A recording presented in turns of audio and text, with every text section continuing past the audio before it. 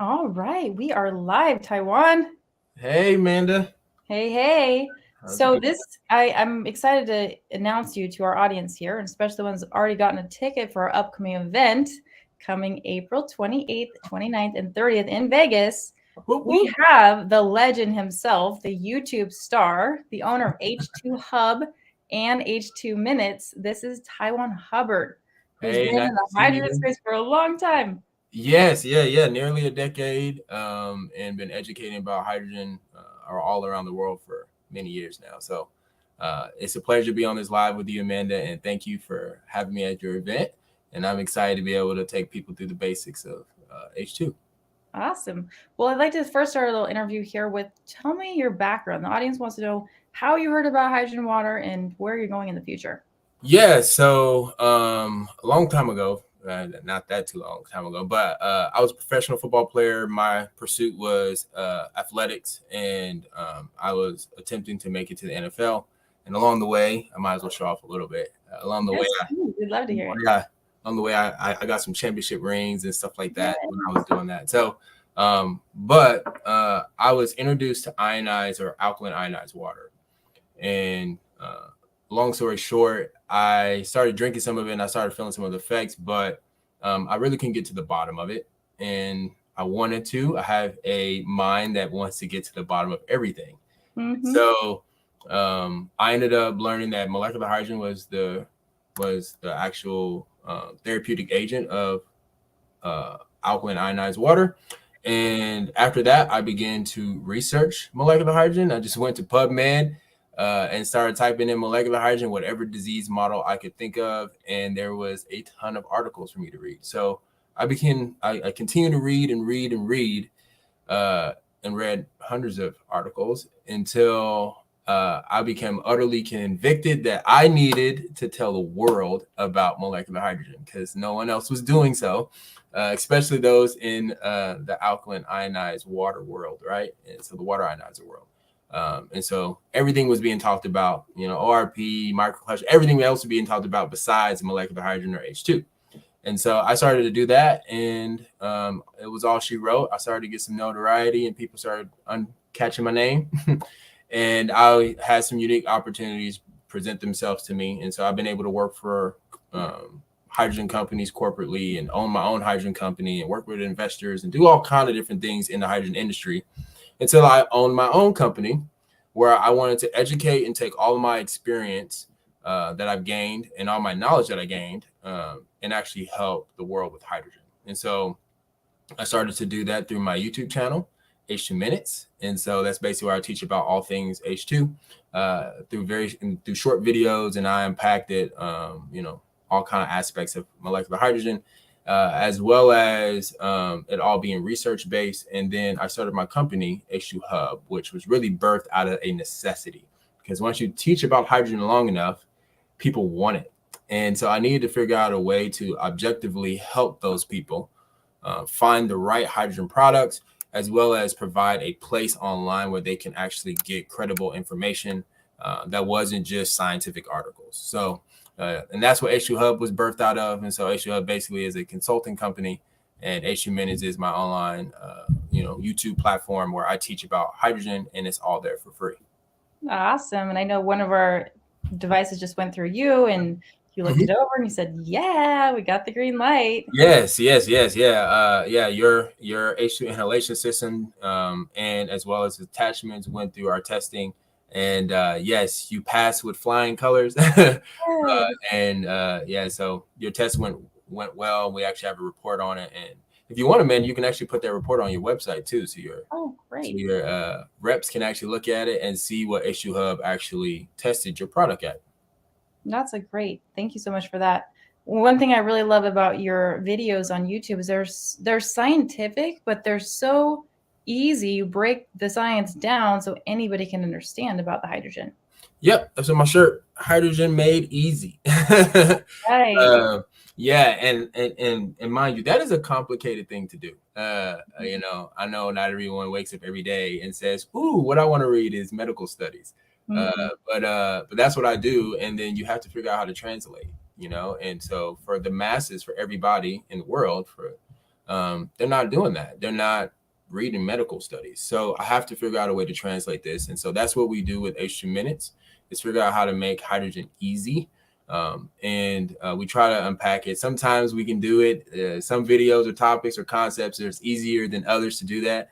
Other ones are just tough. You know, so basically if you go and watch our H2 for the Brain series, I'm sorry. The brain is the most complex thing probably in the universe.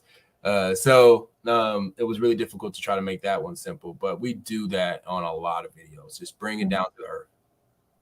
Excellent. So for those of you that are live with us right now, make sure that you are commenting, because it was Monday with Bill Banta, Jamie, who's here, she won 2 tickets to the event. And so we'll do the same thing here. We're going to give out some tickets, but you got to be asking questions in the chat, because we'll allow just a few minutes at the end here to ask any questions. So make sure if you want to win, you got to do that. Cool. Yes. Okay, so there's been a lot of confusion in the marketplace against alkaline, ionized water, hydrogen water. Can you just tell us the difference between the two if you were going to explain it to somebody? Yes. So basically, alkaline ionized water is a form of hydrogen water, and it's produced with a specific type of electrolysis that allows for the hydrogen water to end up being a alkaline pH. But hydrogen water in general, as a general understanding, is ordinary water with hydrogen gas dissolved into it.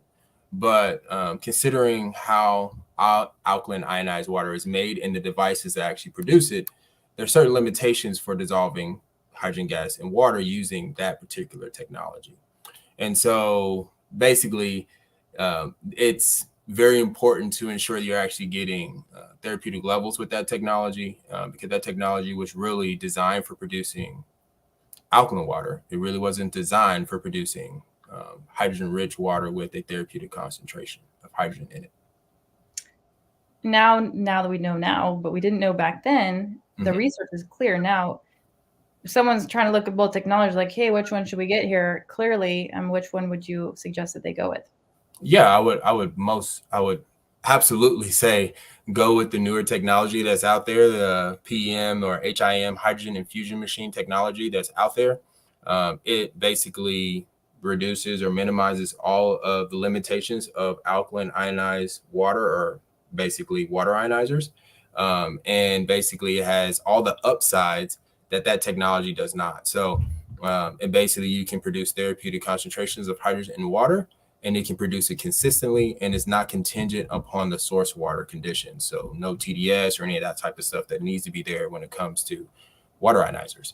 And so absolutely get you a hydrogen infusion machine over a alkaline ionized water or water ionizer for that particular type of hydrogen water.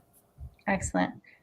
Dissolved hydrogen, undissolved hydrogen. Can you explain kind of the difference there and how the technology works inside if you compare them two together?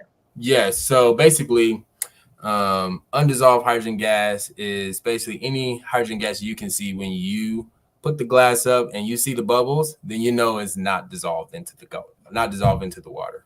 Dissolved hydrogen gas exists in nanobubble form and is invisible to the naked eye. And this is the hydrogen gas that's going to go into your body and induce therapeutic effects. And so it's very important that you know the concentration of that dissolved hydrogen gas that's in water, because that's how we are going to get the benefits of it. But with, let's say, a water ionizer, you can produce a lot of visible bubbles, but you can also have undetectable levels with that technology, depending on several different factors, whether it's scaling in the cell or whatever. So it's very important that you basically understand the difference between visible bubbles and dissolved hydrogen gas, and understand that when it comes to different technologies, for producing hydrogen-rich water, that you understand the pros and cons to each one. So, for example, an HIM system, a hydrogen fusion machine, is probably going to have some type of dissolver technology. So it's actually going to produce hydrogen gas by a electrolytic cell that uses a PM membrane, and then it's going to dissolve that gas into water via some kind of dissolver, whether that is vortexing or whether that's a passive dissolver that forces the gas through very small pores, or whatever. There's multiple different type of technologies that are out there that they're using to dissolve hydrogen gas in water, because it doesn't like to dissolve in water. And that's going to be able to allow the H2 concentrations to be higher and for you to produce it more consistently. Well, a water ionizer relies on turbulence, basically water flowing through the actual electrolytic cell and just grabbing hydrogen off the plate, and doesn't have any actual additional dissolver technology within it. And so water turbulence is probably the worst technology that there is for trying to dissolve hydrogen gas into water, because there's nothing else besides just water running over the plates. And so hydrogen being a neutral molecule or nonpolar molecule means that it doesn't like to actually dissolve into water. It's not like sugar. You put sugar in there, you stir it up and it disappears because it actually likes to dissolve in water. Hydrogen does not. And so this is why, because it has low solubility in water. So any additional help that you can help hydrogen do that, the better. And there are other newer technologies that are out there that actually do that more efficiently than, let's say, a standard conventional water ionizer. Okay, so from the past, there's the lighter test where you put the lighter up and you hear the crackling. So that would be undissolved hydrogen then. Undissolved hydrogen gas, yes. That hydrogen is escaping through the tube and going into the atmosphere. It's not going into your body. And dissolved hydrogen gas would be, like I said, would be the gas that's dissolved into the water, and you would not know that it was there otherwise unless you test for it, because it would look like normal ordinary water. The most pristine hydrogen water that you could ever have would show no bubbles because all of it would be dissolved. Okay, so that brings me a question. You have the hydrogen sports bottle that we carry, and yes, you obviously love it. So when you turn that on, you see the bubbles. Yes. Yep. Yes. So you're actually seeing the hydrogen gas production. And so you're seeing that the electrolytic cell is producing hydrogen gas. So that's cool. But when it turns off, there's no more bubbles. So you basically pop the bottle open, you pour it in. And so once you're seeing that production go, basically the production of the hydrogen is going to build up pressure within the bottle, and hydrogen is going to continue to dissolve into the water. And under that pressure, you're going to be able to actually produce a higher dissolved hydrogen concentration above normal atmospheric pressure. So basically, hydrogen saturation point and normal atmospheric pressure are just sitting on your countertop. Is about 1.57 or basically 1.6 milligrams per liter, 1.6 ppm. That is hydrogen saturation point. That's the maximum amount you can dissolve under normal atmospheric pressure. But your little bottle can actually build pressure and dissolve hydrogen above that point. And so you can actually get H2 levels as high as 5 milligrams per liter or ppm in that little bottle, which is pretty fantastic. I love it. It's so cool. I love traveling with it too, Hydrogen on the go all the time. Yeah, no, it's pretty convenient. Any way you can make life a little more convenient for people, the better. Yes. And you did a really cool YouTube video. I haven't watched all of it, but I watched the first beginning of it about diseases and hydrogen. Do you want to tell the audience a little bit about that video? And we'll put the link below too. They can watch that. And you could also subscribe to Tywon's YouTube channel as well. Yes. Yeah, my YouTube channel. Yes. So we put out a video that just got released today. And that video is on hydrogen and preventing diseases, or disease prevention. And it's one of the areas that are talked about a ton within the scientific literature, but it's rarely talked about in the marketplace or, amongst people. And it's probably one of the most important aspects of hydrogen therapy that there is, the benefit, because there's a large number of people that are not sick, that don't have anything. And so they say, okay, well, if I'm not sick and I don't have anything, then why do I need hydrogen? And well, you don't have something yet. is the point. And in that video, we go through the scientific literature and show that hydrogen can actually prevent diseases. But not only that, we actually cover a really unique, cool article that was produced on hydrogen that was published, I believe, last year.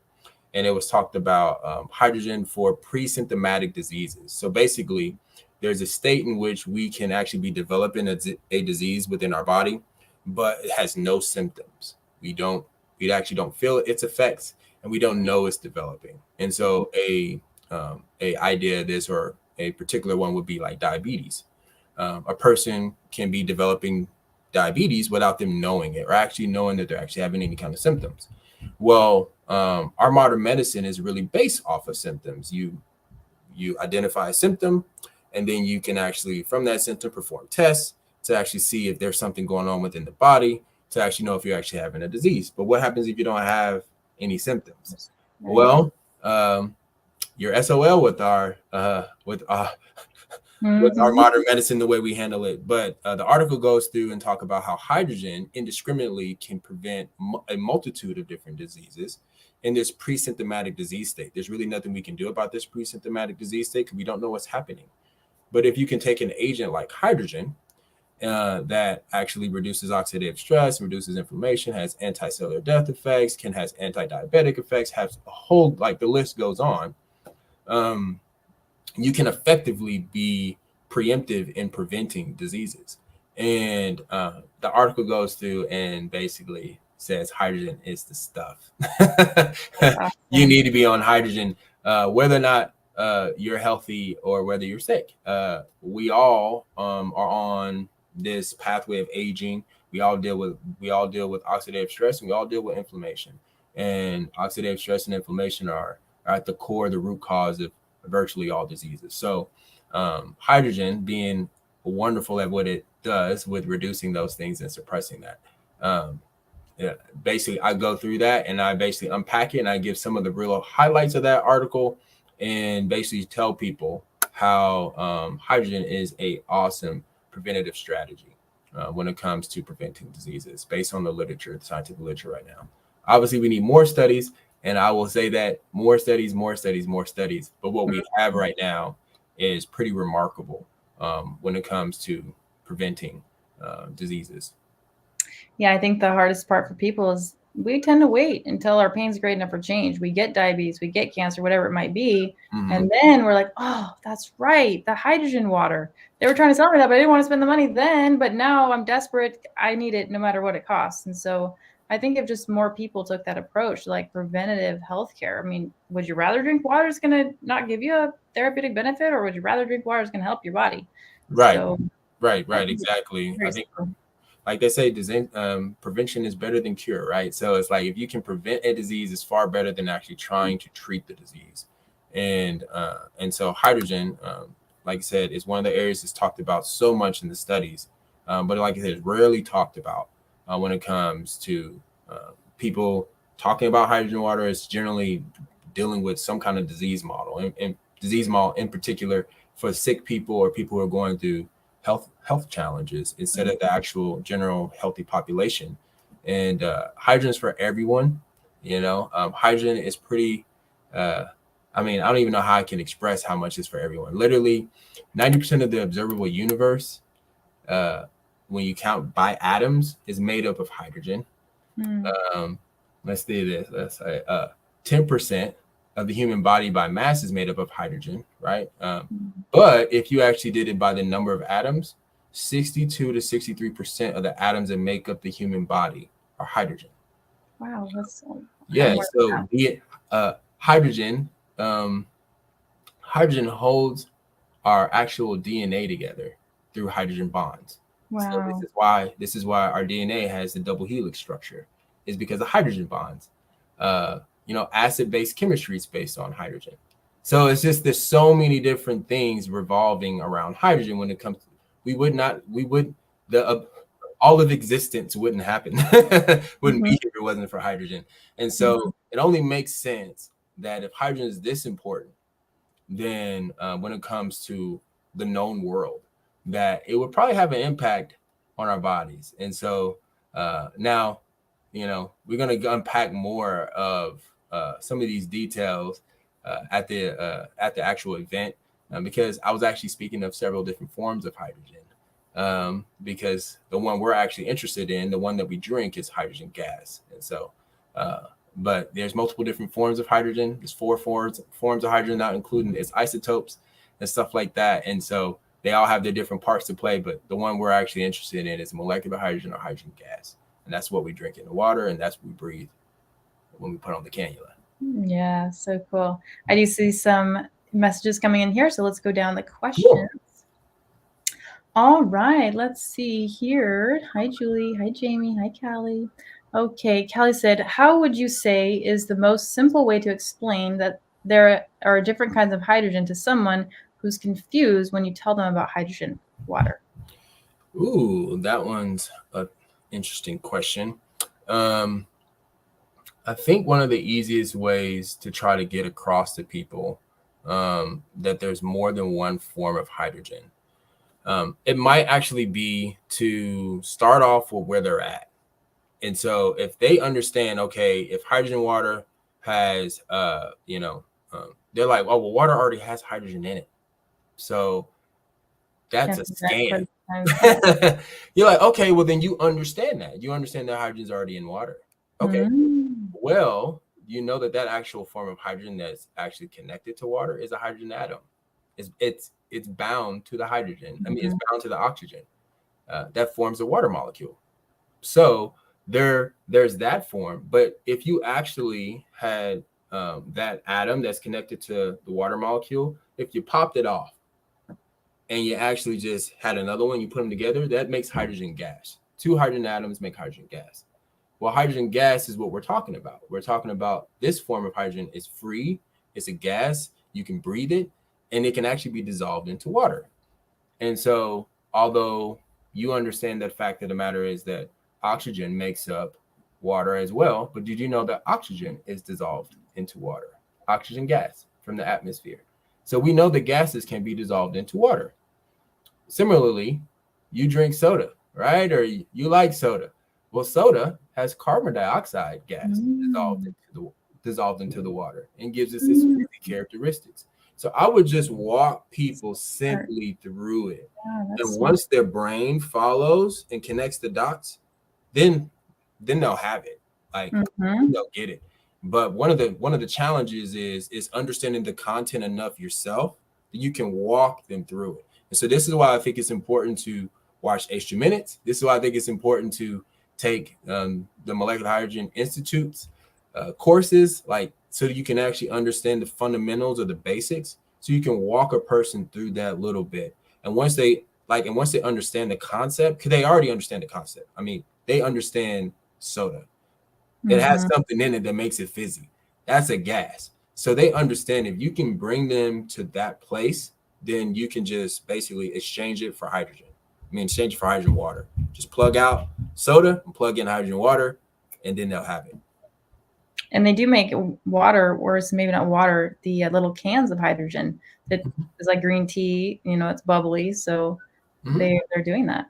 Yeah, no. And I think that, I just think that that's one of the simplest ways to go about it. I do think you have to have a basis of information, and you have to find some common ground or some place where they understand it, some place of commonality of an understanding, so they can actually you can bridge the gap. So I think the basic thing you have to do is form a bridge with the basic information so that you can bridge that gap. And once you bridge the gap, then basically they'll have it. They'll basically understand it. Then you have other bridges you got to form of how gas can actually benefit the body. And so then you can go from that point and say, okay, well, okay, well, cool. You convinced me that there's a gas in the water, but how's it going to be good for me? They say, okay, well, cool. Well, you breathe the gas every day, right? You breathe oxygen.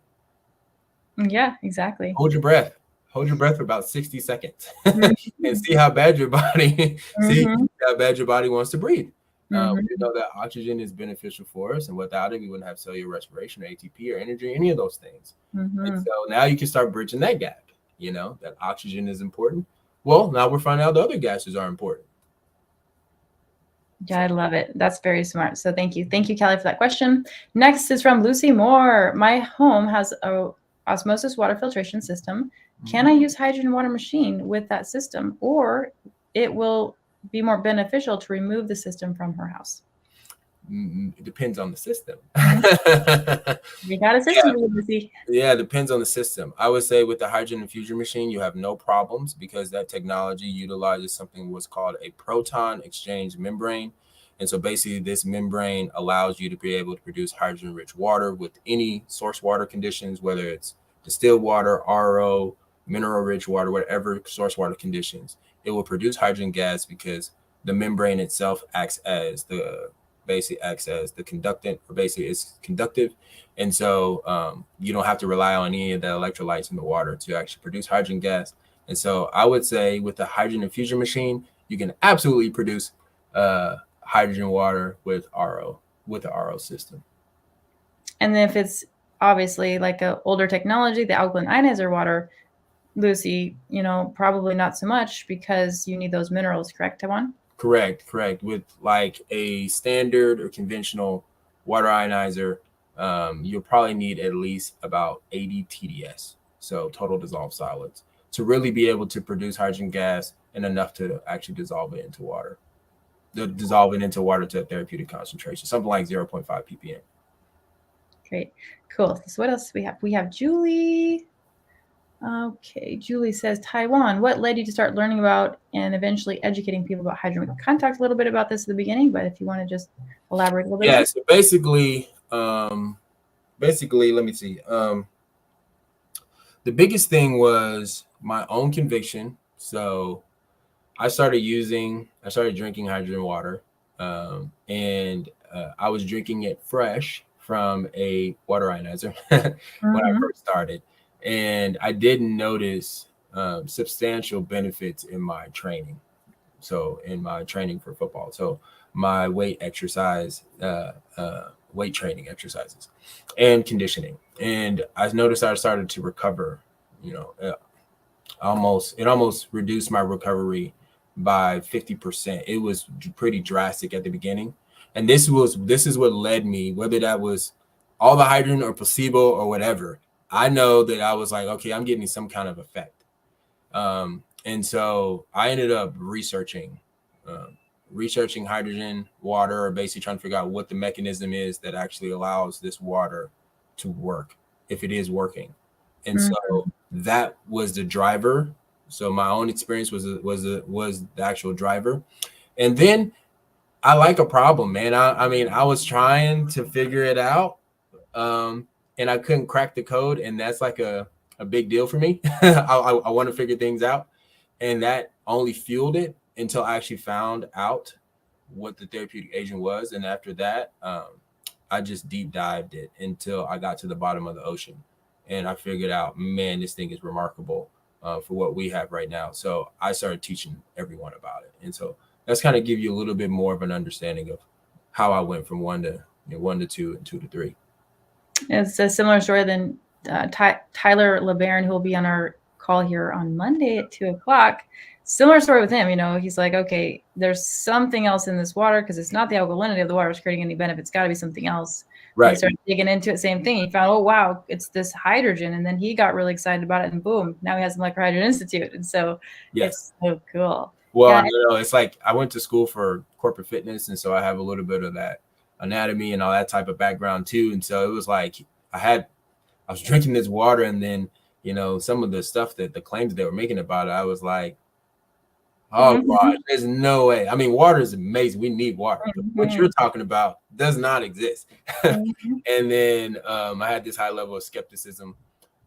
And then I started consuming it myself, and my skepticism didn't match up with what I was experiencing. And so that only led me to be more skeptical and to deep dive into it to get where I am today, and where I'm able to teach all kind of people around the world, and even being able to be on here with Amanda and be able to help other individuals around the world, and medical professionals, researchers, whatever. So that's so cool. All right, let's see what else we have here. What is your favorite study? Yep. What is my favorite study? Yes. This is coming from DCAP. Well, if my wife was here, she would say he has no favorites, because I really am terrible at picking favorites. I don't have probably a favorite, but one of my favorite ones that I would say would be, or one of the top ones would be a stroke, would be a clinical trial when it comes to the disease model of stroke. They showed in that clinical trial that hydrogen inhalation was able to outperform a approved medication for strokes. within a 2 weeks frame. So it's an awesome study. And I don't know if I have made a research update on it. Maybe I did. I don't think I have yet. So I need to make a research update on that study to unpack some of the details of it. But basically, it was a human clinical trial with a stroke model, and the patients actually had the patients that had hydrogen inhalation had better improvements than the people that actually had the approved medication for strokes. Wow. And heart disease is the #1 killer in the US. Mm-hmm. Yes. So is there, on cardiovascular health and hydrogen, do you know about how many studies there are out there in the marketplace? I couldn't tell you the number of studies that there is on heart, but there's a large amount or a cumulative amount, a large amount that is out there. I actually have a video that kind of uncovers. I think I have like probably 25 or 30 different studies. It's in a video that we created on the top 10 causes of death listed by the CDC and how hydrogen can help them. And the first video is on heart disease. So for example, let me pull this up real quick. So for example, here, let me see. In that video, we break down like 10 different ways hydrogen can benefit the heart. So one is improving overall heart function, improving the function of heart ventricles, protecting the heart from heart attacks, reducing cardiac hypertrophy and fibrosis, improving arteriosclerosis, decreasing blood pressure, normalizing cholesterol, reducing blood sugar, protecting blood vessels, and maintaining their function for the heart, cardiovascular system, and the recovery from cardiac arrest. And so we go through and that covers about 30 different studies and unpack all those different points and actually show through the studies how hydrogen is actually doing that.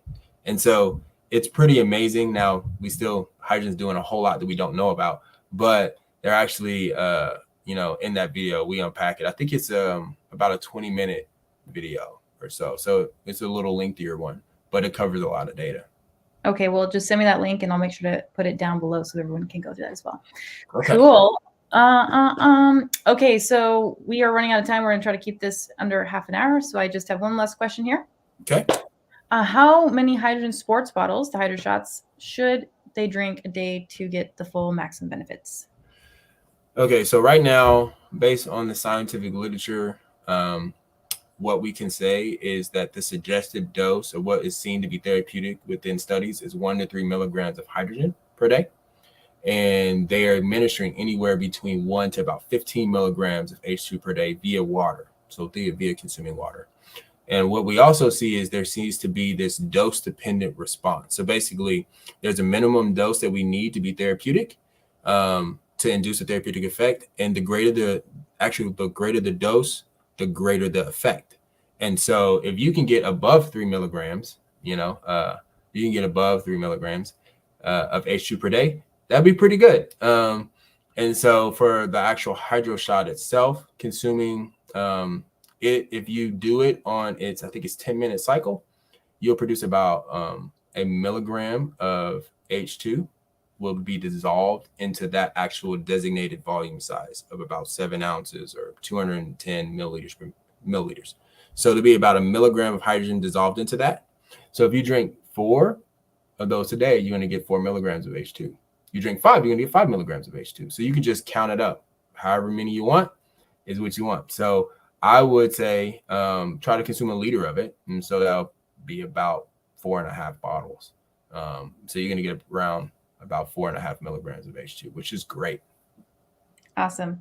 And so I heard you say milligrams, parts per million, parts per billion. We'll get more into those details as the event draws nearer, and those that are coming, we'll hear all the details and what's the difference and the right, amount to have each day. So that is awesome.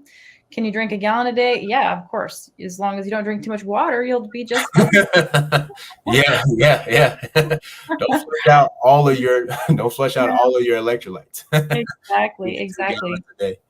Cool. All right. Well, thank you so much for your time, Tywon. I'm excited about our event. So those of you that have not gotten your ticket yet, just go over to healthyhydration.com under events and make sure to get your ticket. There's only 100 or actually 249, and that includes Friday, my birthday. I'm turning 28 again, right? That's what I think I am.